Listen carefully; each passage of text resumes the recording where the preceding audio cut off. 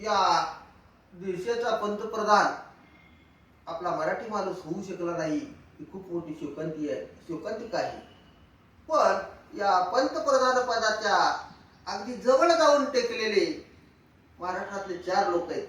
त्यामधले या देशाचंच नव्हे तर जगाचं नेतृत्व करण्याची क्षमता असणारे महामानव बोधिसत्व परमपूज्य डॉक्टर बाबासाहेब आंबेडकर.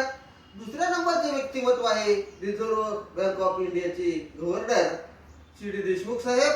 त्यानंतर तिसऱ्या नंबरचं व्यक्तिमत्व आहे या महाराष्ट्राचे पहिले पंतप्रधान आणि देशाचे उपमुख्यमंत्री असतील, संरक्षण मंत्री असतील, माननीय आदरणीय यशवंतरावजी चव्हाण साहेब.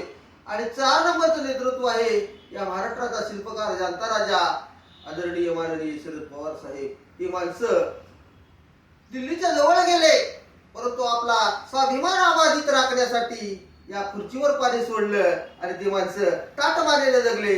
म्हणून कवी या ठिकाणी म्हणतो, सह्याद्रीचा सिंह गर्जतो, सह्याद्रीचा सिंह गर्जतो, शिवशंभू माझा गरजा महाराष्ट्र माझा, गरजा महाराष्ट्र माझा, जय जय महाराष्ट्र माझा.